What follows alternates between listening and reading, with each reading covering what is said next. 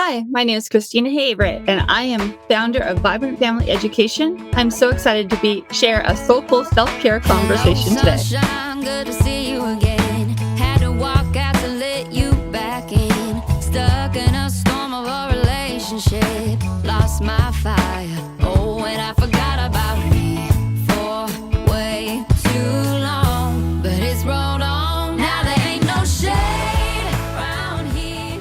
Once you leave the clouds. Hey everybody, it's Pearl Sharonjo at Women's Successful Living, and I'm so excited to bring you another one of our new episodes of Soulful Self-Care Conversations, where we dive into everything about self-care, how you can incorporate it into your life no matter what you're doing, whether you're that 9-to-5 amazing professional woman, or you're that CEO mom, as I like to call you. I don't like the word stay-at-home mom, that CEO mom running the household, or maybe you're balancing both. Or you might not be a mom at all, but you just need to figure out how do you incorporate time for self. And so those are the type of conversations we are having with our new name, Soulful Self-Care Conversations. And so I want to remind you before I forget, because I do sometimes, like and subscribe below, leave comments, things you might want to hear, things that were takeaways for you.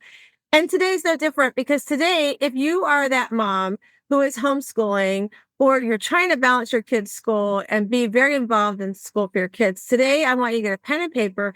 If you're driving, no worries, come back, you can read the show notes. But if you are sitting and can have a cup of tea, I'm a tea drinker, or your coffee, grab a friend, take some notes, put your feet up, and listen to what we're going to share today. Because my guest, Kristina Heagh-Avritt, she is founder of Vibrant Family Education and host of the Bringing Education Home podcast, brings 27 years of teaching experience to empower parents in providing holistic education. She fosters academic skills, compassion, and a growth mindset, helping children embrace their strengths and unique learning styles to reach their full potential. I'm so excited to have you on the show today, Kristina. Welcome. Thank you, Pearl, for having me. I am excited to share as well. I know it's been a little while. I was on your summit. I believe I spoke on your summit before, and it's just, I love what you guys are doing. I think it's such a powerful thing that you're doing to help families. I think, I think about, like during COVID, I know we're going to talk about some of those thoughts too and everything. So it's going to be a fun conversation today. And we are so excited to have you here. And before we get started, we're going to do what we always do on the show. So if you're new to the show, this is something that I love to do, because sometimes we have to look back at our little self and think about what was she doing and what is she doing today. And so we're going to start the show like we do every time. So if you're not new, here we go. So Kristina, when we're going to talk to little Kristina, the little girl that, she's either a tomboy, she plays with Barbie dolls, whatever she was doing back in that day. And thinking about, go back to her, whatever age it was, when that little girl Kristina was like, I want to grow up and do this. I want to grow up and be an astronaut. I want to grow up and be the president of the United States. I just want to go up and be an amazing mom, right? Well, I would love for you to share with our listeners, what was that for little Kristina? And then take us through, what is big Kristina, adult Kristina, the real world, doing today, and how do they compare with each other? So for me, I'll give you the example. We kind of have a little bit of similarity here in what you do. I always wanted to be an elementary school teacher. That was my passion. I wanted to do that. Life took a different path for me in doing that. But today I look and I say, I'm coaching, I'm teaching, I'm empowering. And those are things that I want to do as an elementary school teacher. And so, Kristina, walk us through what that was like for you growing up, and how does it compare to what you're doing today? I absolutely love that question. And this is so amazing because you have just laid out my origin story. Because little Kristina at 8 years old knew that she wanted to be a second grade teacher. She wanted to be a second grade teacher so much that she walked up to her second grade teacher and told her, I'm going to come back and take your job when I graduate from college. And lo and behold, little Kristina did exactly that. Whenever I graduated from college, I actually went back to my elementary school where I grew up, and that teacher was still there. And we got to teach side by side for a year, and then I helped her retire. So I didn't exactly take her place, but I was there with her right at the end. And it was such a dream come true. I was where I wanted to be. Wow, how cool is that? Like, you actually came back and you were Yeah. able to go, like you said, side by side. What a beautiful way to paint that picture too. It reminds me of I have a friend of mine, her son wanted to play football in the NFL. That was his dream. But knew he wanted to play college ball as well. And I remember having a story, I think she was sharing, he was like in third grade. And the assignment was to write out what you wanted to do when you grew up. And so he was like, I want to be an NFL player. And he said, that dream will never happen. Like you can never do that. Like really, really fulfilled his dream. Excuse me. So I was like, oh my gosh. And here he was when she was telling me the story. He was actually playing for Marshall University.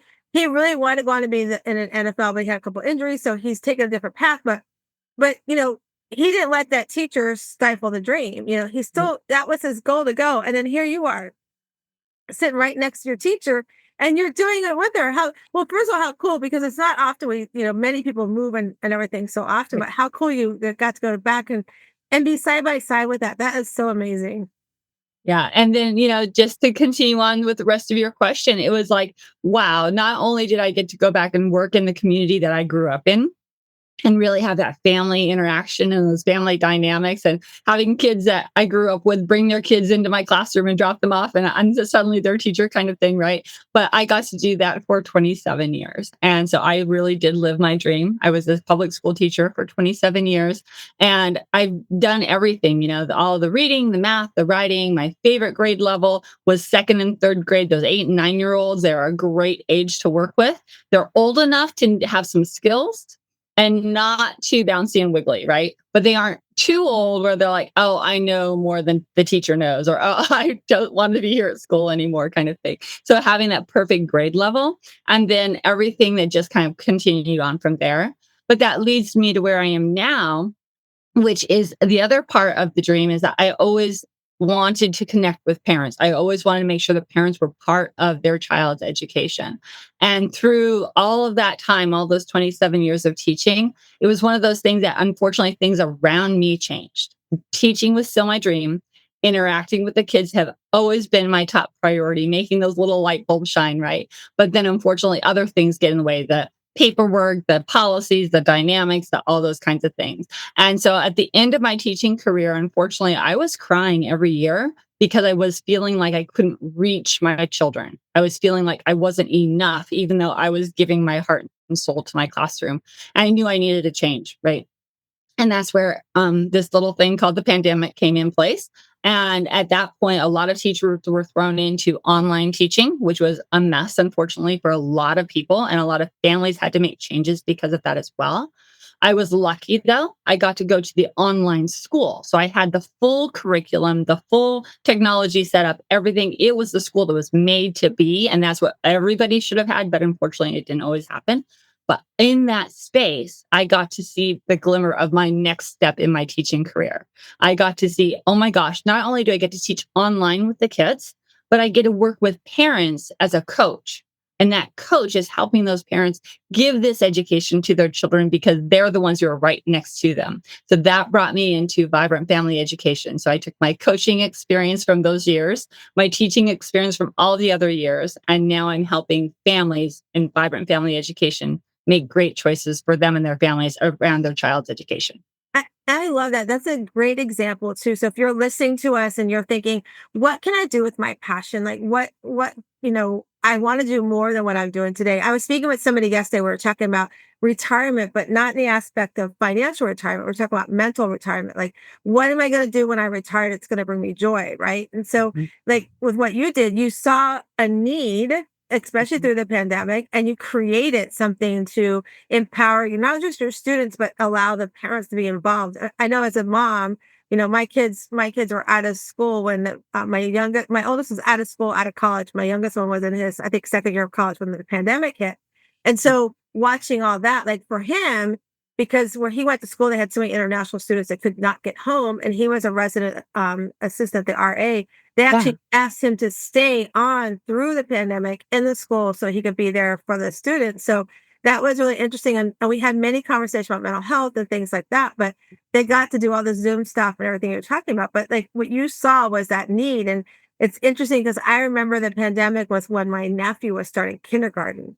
And I had a conversation with my brother and my sister-in-law. I was like, really, why bother? I was like, well, why bother? And what they explained to me was at least it's the act of knowing and starting to learn something. Mhm. Because I mean, like you said, kindergarten is where you kind of set them up for how your school's gonna be. And if it's chaotic, and they were in California, it was really chaotic where they were at.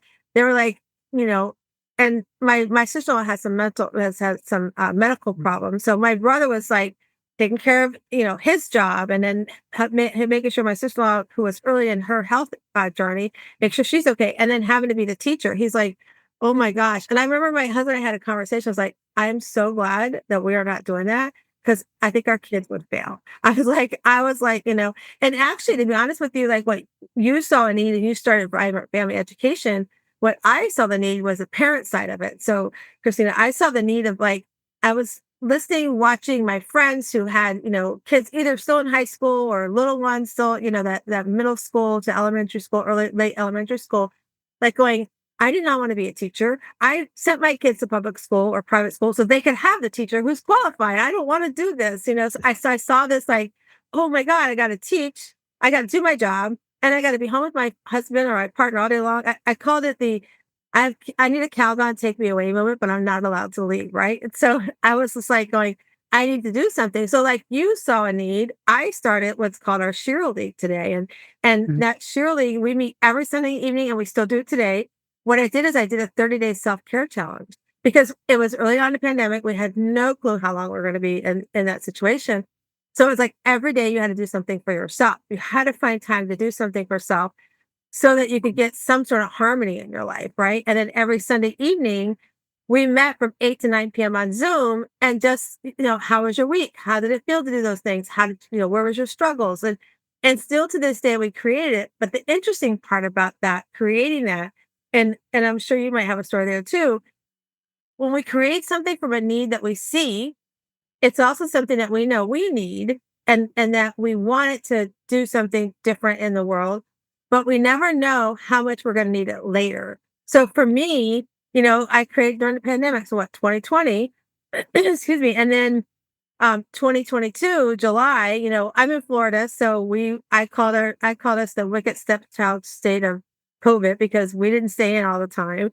However, in 2022, when I got the call that my oldest son had passed tragically in a car accident, those women were the ones that I went back from the Cheer League, and they were there to support me. So and I say all that because, it was such a blessing that something that came out of COVID for me was creating, like what you did, create vibrant family education, me to create the Cheer League. And here I am today. Not only am I doing my Cheer League, but I had just started doing retreats. I'd only had like I don't think I had 3 retreats already underneath my belt. And then I was like, what am I going to do now? So we moved our retreat to September, and now it's every September. So it's just been all this, we look at things that can be a horrible tragedy, and we find something, a need. How can we help a need?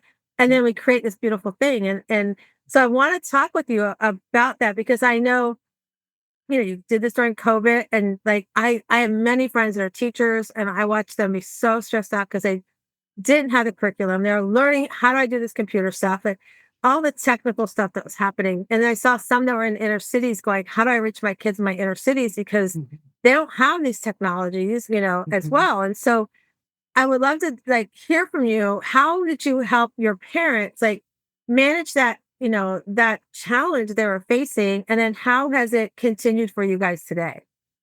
That is such a wonderful question, because that is one of the things I love just kind of dispelling around the myth around the homeschool thing, is that I don't have time. There's no time for me to be my child's teacher, even if I want to be.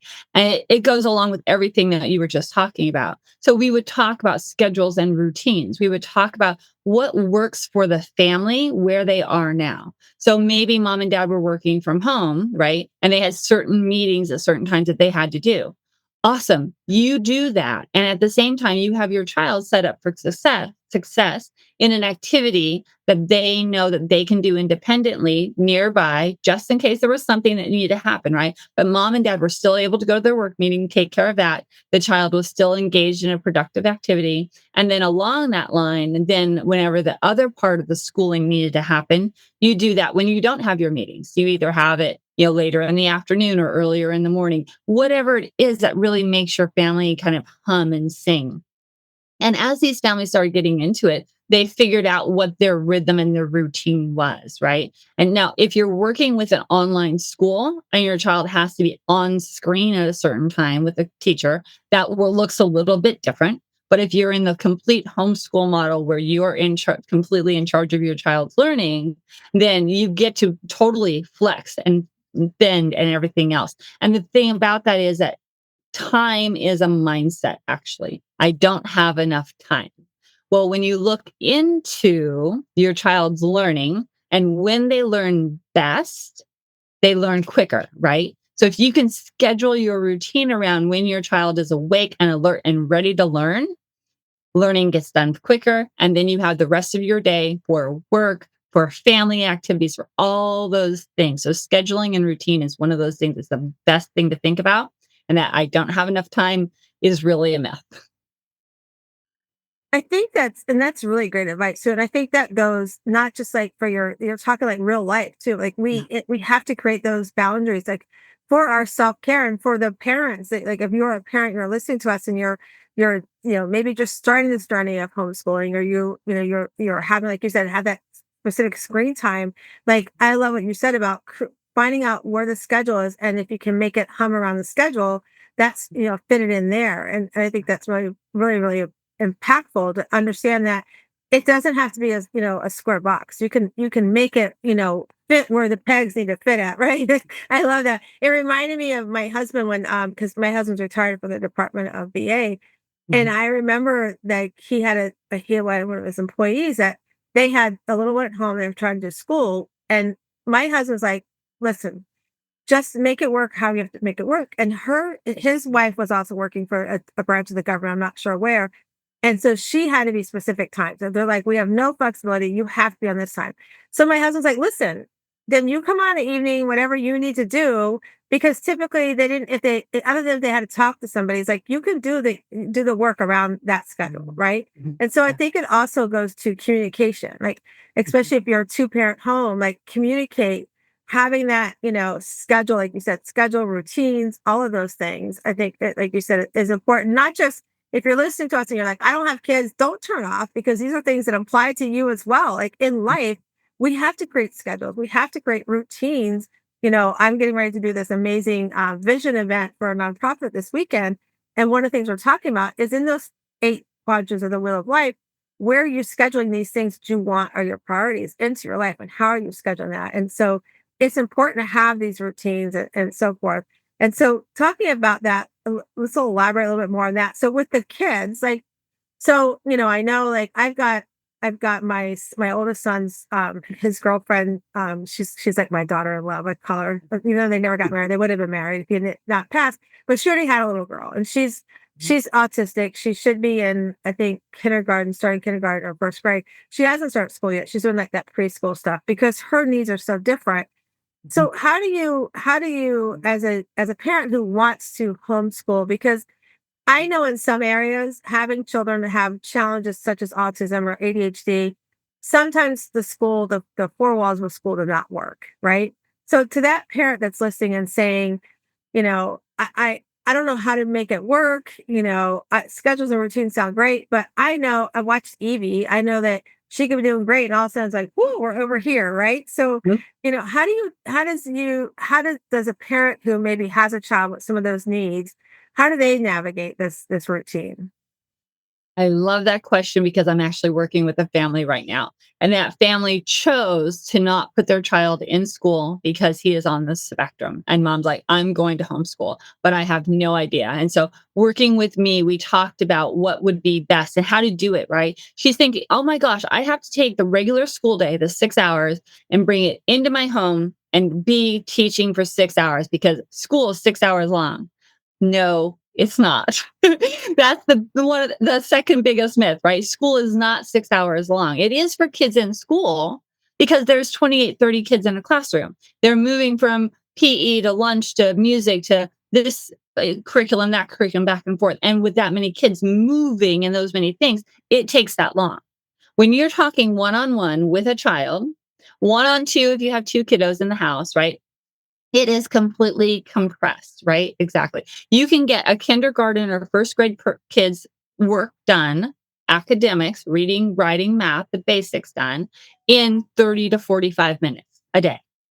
And once you have that done, the rest of the day is life skills, is learning, is playing, is exploring, right? Working on therapy. So, for example, if they're a special needs child and they have therapies, now you have time within that day to go do those therapies and make them stronger and better so that the academics come easier. You hit on one of the things that I want people to think about so much is that when our child has special needs, when there's something about them around them, ADHD, autism, medically fragile, right?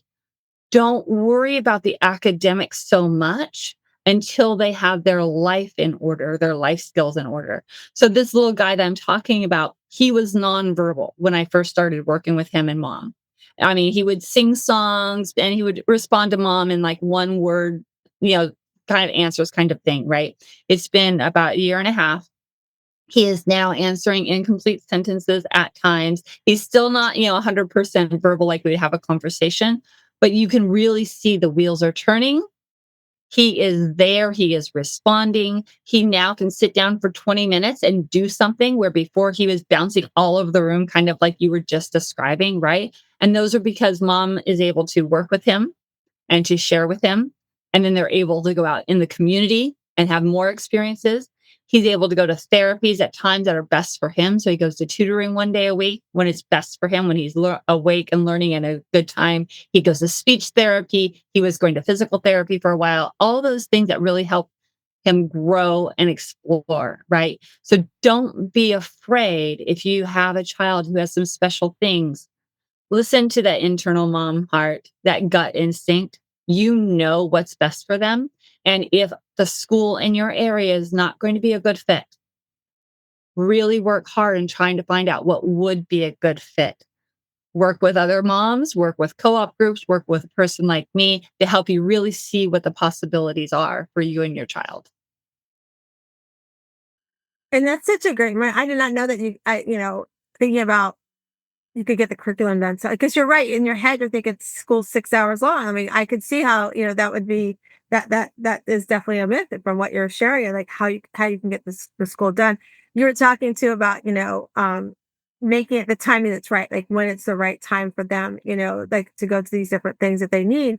I think that's important too, is to learn to know, and we do that with our children who don't have that are not on the spectrum.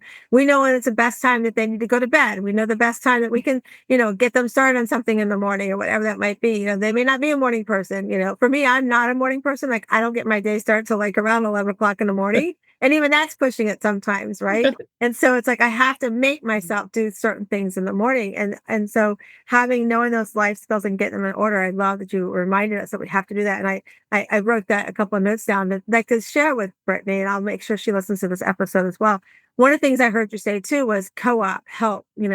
I know here locally we have a couple of homeschool groups where they get together and they co-op, one house to the other house and do different things that way. I didn't know that was a thing until 2 years ago. Every summer we have these amazing kids. They're 13 to 18 years old. They come over from France and they stay.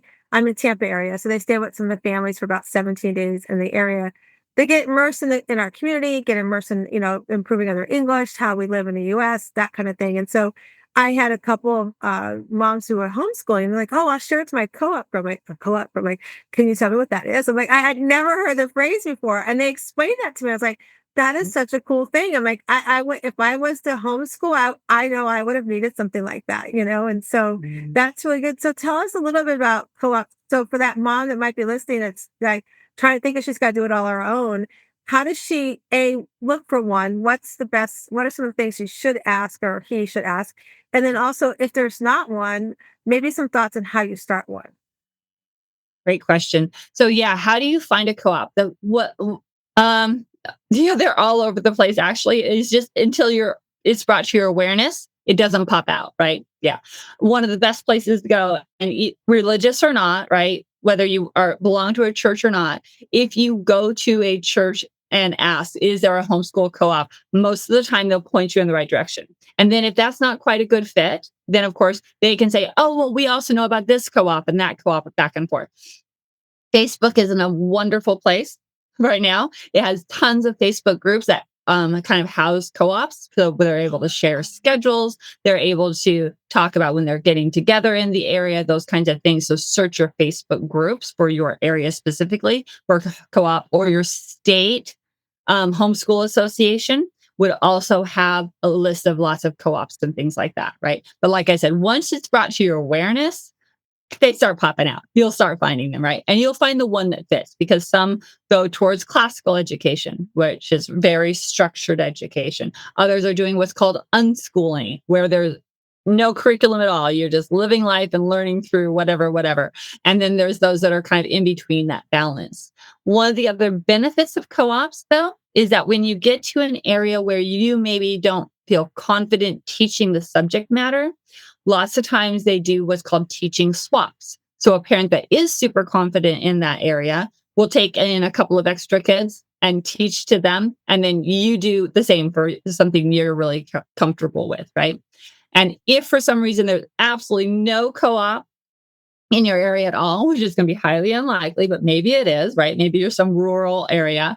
Just keep looking around and start asking questions when you ever see other moms with kids. Hey, would you like to get together and have a play date with the kids? Hey, would you like to get together and learn together as a group with our kids? Are you homeschooling? Are you private schooling? Whatever would you like to just kind of bring together? And that kind of brings those families together that are really looking for that support. That's great advice. Like, I'm sitting there going, wow. And you're right. I'm sure there's so many. I mean, a few years ago, like around COVID, there probably wasn't as many as there are today. And I hear more and more Mhm. people are homeschooling their kids. And so I'd love to get your thought. Like, why do we see some of that trend? I mean, I know, sometimes I talk to people, it's like, sometimes it ranges from, I just don't like the school that we're at, all the way up to something political, right? It could be different things. But what would you say are like some of the top 3 or 4 things that you see why people decide to homeschool their kids? Oh, top 2 or 3. One, unfortunately, is that our schools are not meeting our children's needs.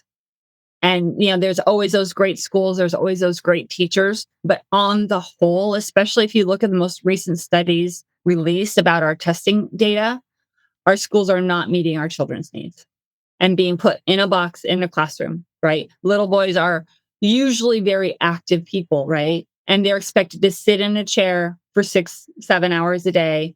That's not natural. People are going back to more of a natural kind of way of life, right? So, unfortunately, one of the top reasons is our schools aren't meeting needs. And then number 2 is their child is learning differently. They're figuring out their what's called neurodiverse, which is most of those kiddos like on the autism spectrum or ADHD, something like that. Or their kiddos are just really high achievers. They are far and above mentally and learning wise what their peers are. And so when they're in school, they're bored. They're like, I've already learned all that. I need excitement. I need challenge and things like that. Right. And yes, there are programs in the schools that help with that. But again, they're not always set up to meet your child's needs, right? And then part of it is values. A lot of our families are going back to, what are my family values? What do I really hold dear? And is that being taught, or is it being taught against in the school?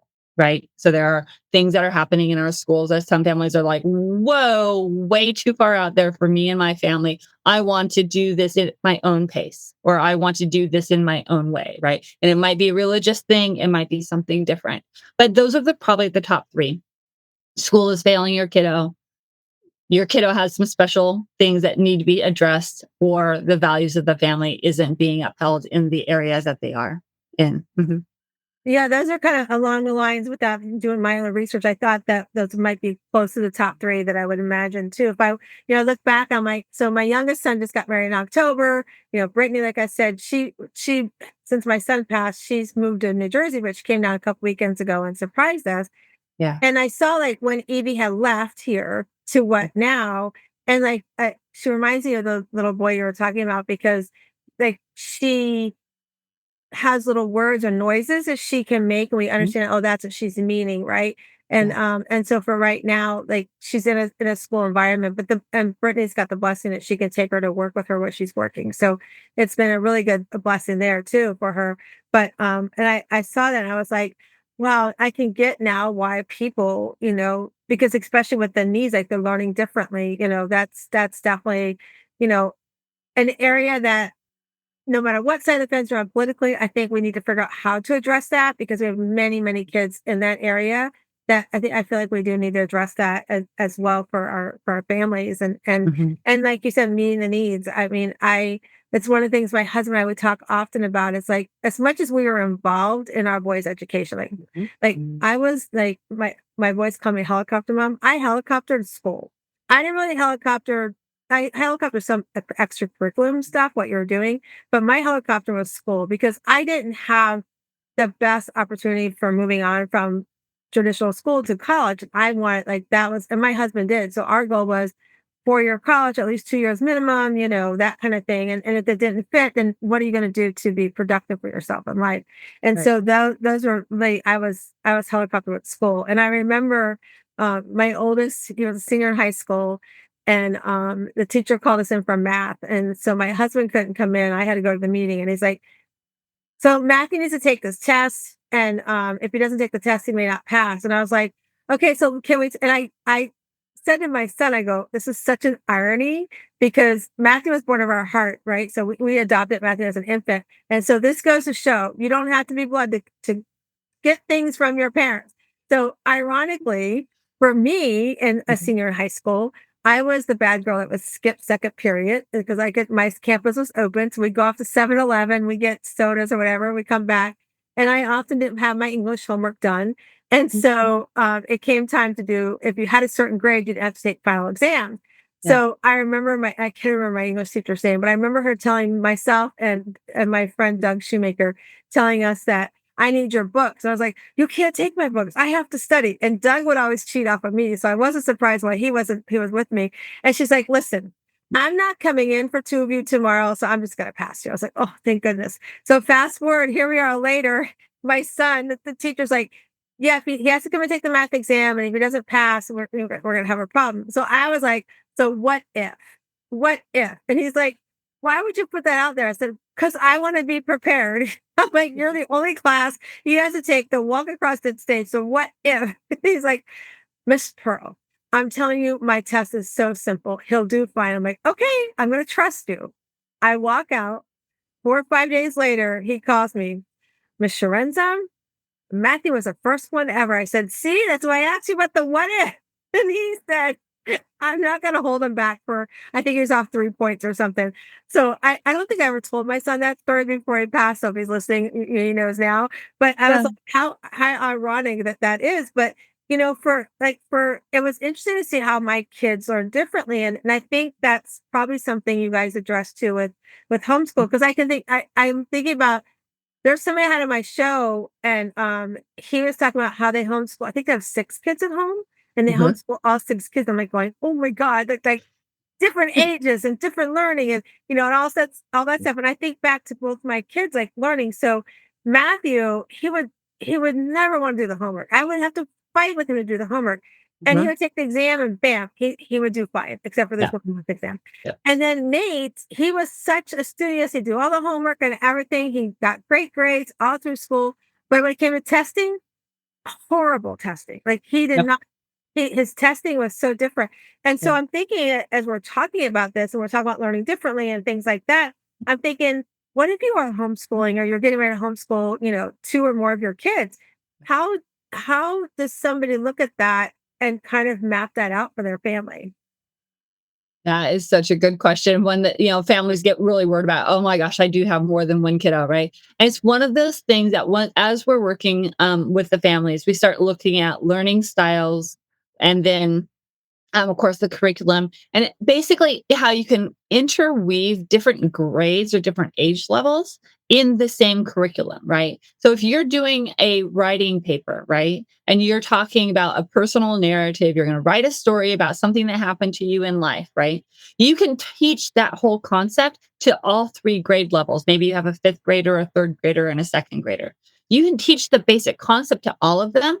And then as they're writing, you're helping them with different things. The fifth grader, you're going to expect 5 paragraphs for. So you're talking about what 5 paragraph essay looks like, right? But then your third grader and your second grader might only have 2 paragraphs or 1 paragraph, but you're still teaching what does a paragraph look like? What does a sentence look like? And you're scaling it up and down to whatever your kiddo needs at that grade level, right?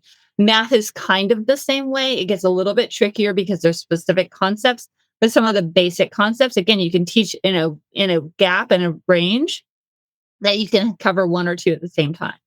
Other families, though, they have it set up so that when they are teaching one grade, one age level, right? Then the other two or three are doing independent activities. They know, oh, I need to read my book for 20 minutes and do, my paragraph of explanation about what I read. That's an independent activity that they've gotten to where they can do it on their own. So mom's working with the smallest one with math, and the other students are doing this and this and this. So it's a couple of different ways of handling that, but it is absolutely possible. And then as the kids get older and they really have that love of learning because they've had so much fun learning, they really know how to pull learning to them.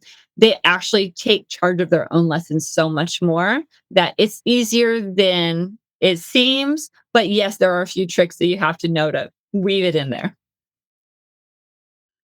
I knew you'd have the answer. I just was like, in my head, I'm like, oh my gosh. I look back and I'm like, I don't know, but I say I don't know if I could have done it, but if I had to do it, I would have figured it out.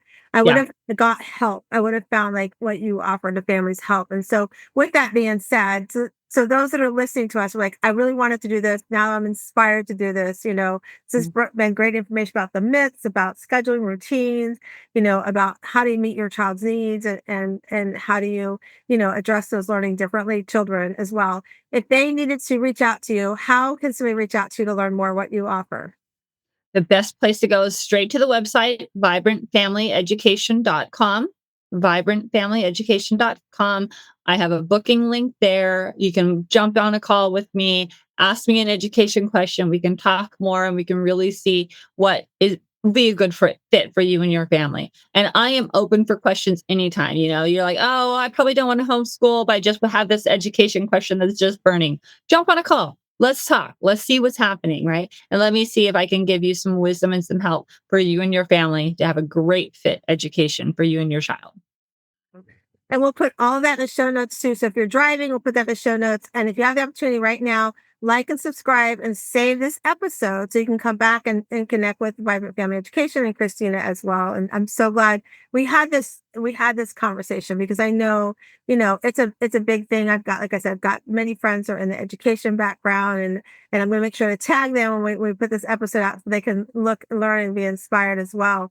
But I just want to thank you for coming on and sharing that information. And we'll put all that in the show notes. And so everybody knows I did forewarn Kristina that we have our cards. So we have these cards are called Better Questions, BetterLife.com.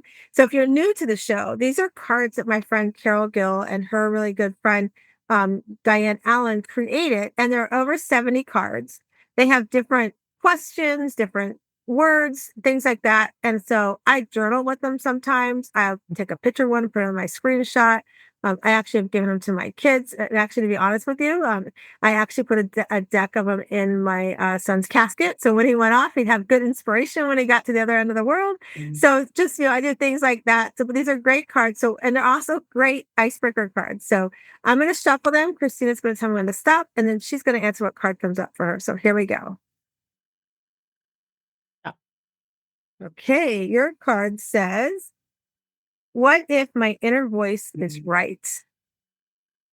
Ooh, love it. What if my inner voice is right? Run with it, have fun with it, play with it, go with it. And it's one of those things, I'm going to bring it back to the parents again. What if your inner voice is right?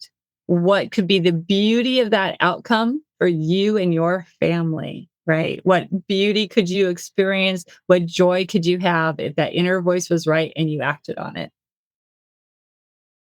That is so true. One of the things I always say is listen to the inner voice, listen to that gut instinct. So if you're listening, that's one of the things I am so blessed that, in our son's passing, one of the things was I listened to my inner voice and I was like, told me that something's not right. And I was right. And I felt the feeling and everything. And if you go back and listen to a couple of episodes, you can hear that story.